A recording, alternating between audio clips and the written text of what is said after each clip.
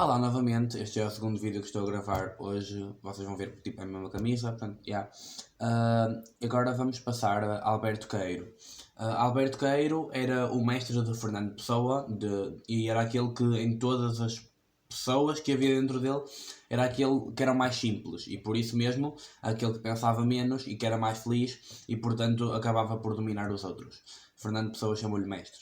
Ah, então, quem é Alberto Queiro? Alberto Queiro é um poeta bucólico. Bucólico é algo que está relacionado com o campo, com aquele ambiente campestre. Quando pensamos tipo campo, ok, esse é Alberto Queiro. Ele recusa-se a ver subjetividade no mundo e para ele as coisas são tal como são. Ou seja, se eu sinto assim, é assim. Não vou pensar o que é que isso significa, não quero saber. As coisas são como são e é lidar. Irmão. Ha. Pronto. Depois, então isto é referido como a ordem natural das coisas, incluindo as suas emoções, quer sejam positivas ou negativas, são como são os seus pensamentos, apesar dele vamos ver mais tarde que ele não quer pensar, ele se fosse uma escolha, ele não pensava, mas ele acaba por aceitar também os seus pensamentos, porque se estão a acontecer é porque ele é um humano, então é também a coisa natural de acontecer. E pronto, ainda que paradoxalmente ele queira abolir este pensamento. No geral, ele costuma aceitar tudo. Ele é também um poeta bastante sensorial, é uma pessoa bastante que vai pelos sentidos e não necessariamente pela intuição, pela razão. Ele gosta de experienciar as coisas e de captar o mundo. Nós temos várias formas de captar o mundo e a preferida dele é a visão.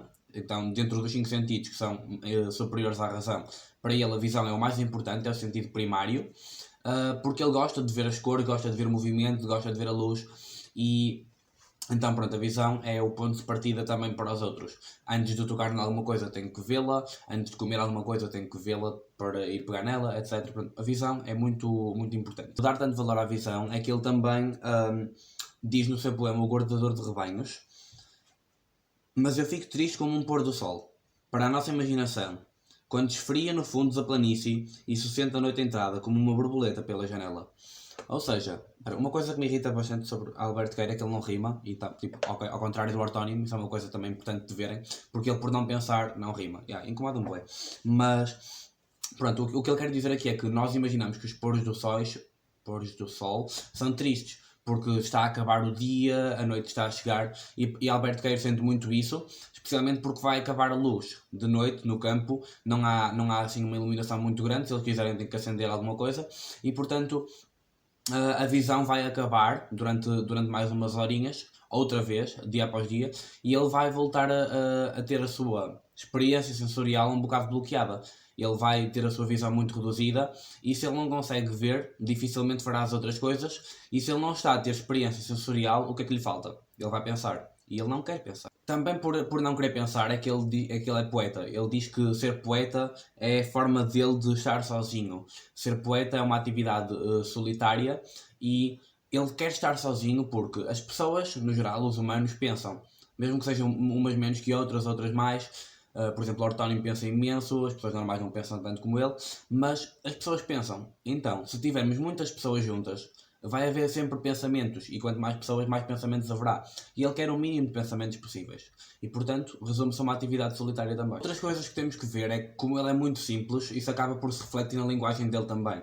Por exemplo, ele usa... No geral é metafórico, nós olhamos para o poema O Guardador de Rebanhos, de forma geral, parece muito metáfora, mas se formos ver, no fundo são tudo comparações. Por exemplo, eu nunca guardei rebanhos, mas é como se os guardasse. Como indica comparação. Depois também, mas eu fico triste como um pôr do sol. E portanto, ele está sempre a fazer comparações. E porquê? Primeiro temos que ver, estas comparações são feitas a elementos naturais. Ele gosta da natureza e ele quer ser parte da natureza, quer ser inconsciente e, portanto, está a tentar relacionar-se assim aos pensamentos e às suas emoções com a natureza. Mas também porque ele é um poeta do campo, ele não tem educação literária, ele não foi à escola, portanto, ele não sabe assim grande coisa. Então, ele para tentar descrever o que sente, ele vai olhar à sua volta, parece com aquilo, sim, isto é como aquilo. E portanto é uma forma mesmo muito simples, isto dá para entender que não sei se é a genialidade ou a doença mental de Fernando Pessoa, mas dá para perceber o quão bem os heterónimos estão trabalhados. E pronto, acaba também, por exemplo, podemos ver que se formos ver as orações que ele tem, não as orações, as orações tipo no sentido sintático e gramatical, as orações são sempre ou quase sempre coordenadas. Tem algumas subordinadas temporais, subordinadas causais, mas a maior parte delas é coordenadas. Porquê? Porque a coordenação é muito mais simples do que a subordinação. É só a união de duas ideias e não uma relação entre elas. Portanto, isto importa muito ver que é um personagem, um heterónimo bastante simples. E ela às vezes pensa, continua a ser humano e portanto de vez em quando pensa, tem desejos, tem coisas que quer. E ele diz, por exemplo, e se desejo às vezes, por imaginar ser cordeirinho, etc. Então é porque sinto que escrevo ao pôr do sol. Ou seja, ele sente as emoções e pensa, uau, se eu pudesse ser como as ovelhas, eu não sentia assim. E portanto ele só pensa porque sente. Os sentimentos, as sensações são a base de tudo para Alberto Queiro. E depois temos, por exemplo, ele tenta distanciar-se ao máximo, ele tenta mesmo que os leitores o vejam como algo natural. E por exemplo temos e vejam um recorte de mim no cimo de um outeiro é tipo um penhasco, uma montanha, um monte, no cimo de um outeiro, olhando para o meu rebanho e vendo as minhas ideias, ou olhando para as minhas ideias e vendo o meu rebanho. Primeiro é importante perceber que o poema todo é sobre o rebanho e o rebanho na verdade é as suas ideias. Ele está a guardar as ideias para que elas fiquem controladas e não escapem. Mas esta parte do outeiro, eu reparei porque ele está de facto a pôr-se num plano superior às ideias, as ideias estão aqui em baixo e ele está aqui em cima, e portanto ele está a olhar para elas de cima como se fosse superior, como se as emoções e as sensações fossem superiores às ideias.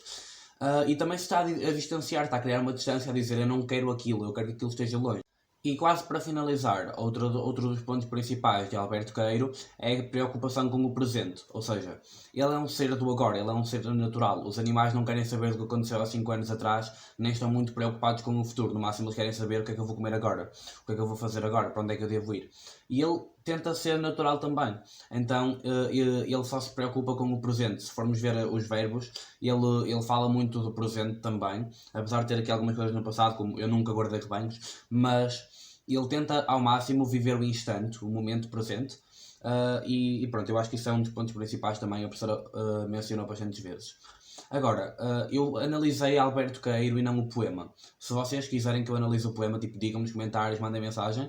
Eu achei que o mais importante era vocês perceberem o heterónimo, porque isto começou e acabou bastante rápido. E portanto não me parece que seja muito importante o poema em si, mas pode ser no teste para analisar, pode ser importante esse tipo de coisas. Portanto, se quiserem que eu faça, eu posso fazer um vídeo só a analisar o guardador de rebanhos 1 e 2, e portanto é só pedirem.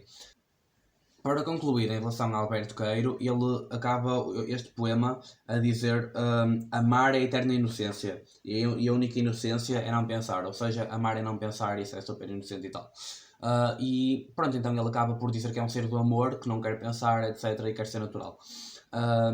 A sua poesia conta com linguagem familiar e um tom oralizante, ou seja, familiar porque é algo que tipo, nós estamos habituados a ver, porque são coisas do dia-a-dia, e oralizante porque é como se ele estivesse a falar para nós, não é como se ele estivesse a fazer uma obra de arte, porque ele é um ser natural, ele está no campo e está simplesmente a transmitir o que sente.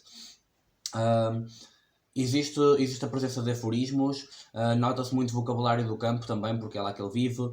As construções sintáticas, como eu disse, são principalmente de coordenação, e está muitas vezes presente o presente do indicativo. Isto foi bom. Existem irregularidades na escrita, ou seja, há versos muito pequenos, há versos muito grandes, e ele não se está a preocupar muito com a métrica ou com a forma do poema, ele está só a escrever, é natural. Não há rima, está cheio de comparações, porque, como já expliquei anteriormente, é a forma dele de explicar as coisas, ele não tem muito pensamento, ele simplesmente diz isto é como aquilo. Metáforas, repetições e anáforas também. E portanto, se quiserem que eu faça análise do poema, depois posso indicar mesmo onde é que estão cada recurso expressivo, mas também podem ser capazes de encontrar vocês próprios, digam-me se precisarem. Portanto, é isso.